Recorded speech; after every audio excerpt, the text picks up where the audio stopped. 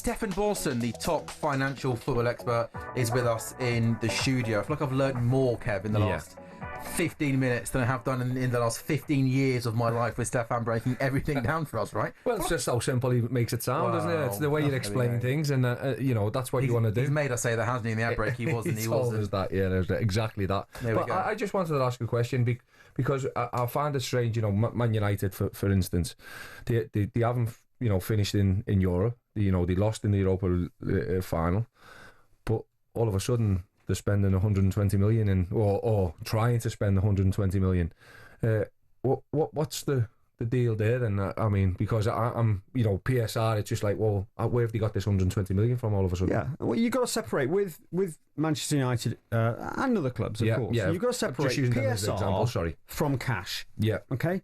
So there may well be an issue in the coming months with Manchester United and having the cash to pay for the day-to-day running of the club, the wage bill, which is clearly very large. Yep. As a Big Six Premier League club, all of their wage bills are very high, and the instalments on footballers. So we've seen Ratcliffe say before, you have to remember we're also paying 90 million out this summer for players we don't even like. Yeah. Sancho and Anthony and these sorts of guys, and that's just the way football works. If you sign a player today, you don't pay the, let's say, £60 million up front. Very rarely would you do that. You'd pay it over 2 or 3 instalments. So we know, for example, in respect of Cunha, that they've just bought, that's going to be, I think they've got to make all 3 of the payments by the end of July next year. Okay? So I think they've got 1 payment now and then 2 payments next season. So there is a cash cost there. And then there's the PSR cost. Now, the PSR cost, you have to remember, is all forward looking. So if you buy a player today, or Monday night. Let's say in Mbeumo. They sign Mbeumo Monday night. Monday night, they sign it for £65 million. There is 0 cost in the 24-25 PSR calculation because all of the cost from a PSR perspective is in the forward period. Sure. You've got the 60 million fee, let's say, which you amortise over 5 years, about £1 million a month, and then you've got a salary, which, let's say, for the sake of discussion, is another £1 million a month. Okay, so you then have £2 million per month of cost in the PSR calculation for Mbeumo, but that is separate from the cash situation. So they may well have to deal with the cash situation by raising money from somewhere, and this is where people will say, because I say, well, maybe they're going to get it from their shareholders, that could include the Glazers, and then people will laugh at the possibility of the Glazers putting money into Manchester United. And of course, it's not happened very often in the past, but there will be a point in which they will potentially need cash. But the key point for United this summer is beyond these 2 signings that they're making now, the focus will be how many players can they sell? And that will fix 2 things. It will fix the PSR issue if they sell Rashford and Garnacho in particular, because those players are in the books for 0. Yep. And it will also fix the cash position as well, because clearly the fees will be best part of £100 million that will flow in over the next 3 years, which will offset the payments that they've got to make and the market opportunities that they may then go after if they sell those players. I think if United don't sell players in the way that they hope right now, you might find that these 2 signings are the only bit of business they do. Maybe one other one, right?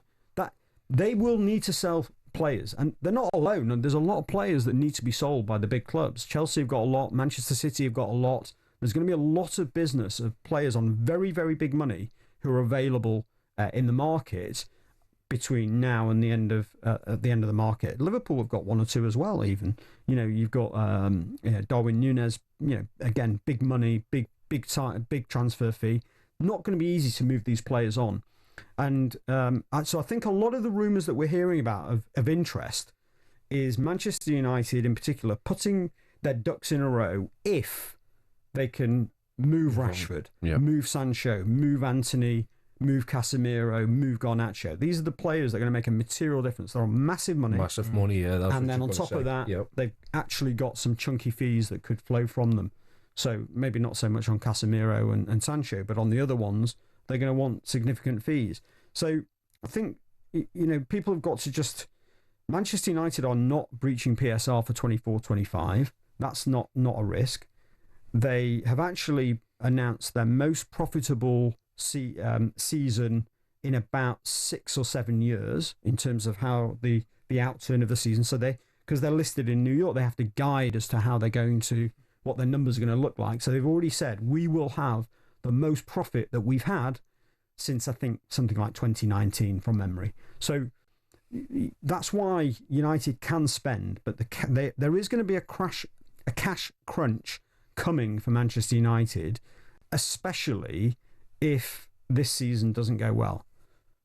Stefan Borson is going to be with us on the other side of the news, because we want to talk a little bit about the Club World Cup and the financial impact that's having on teams that are playing in it compared to other teams that maybe played in the Europa League or the Conference League. Stefan's got some brilliant numbers there. And in particular, I want to pick Stefan's brains on the 3 teams that have come up to the Premier League and how this deadline affects them, if it does affect them in any way, shape or form differently to the other Premier League teams. And also perhaps I want to ask Stefan a little bit about Newcastle, because I think when people talk PSR, lots of people, Kev, will mention Newcastle. We know they're obviously owned.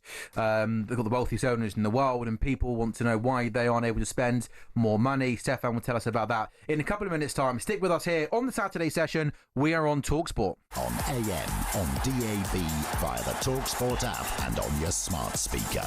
talkSPORT.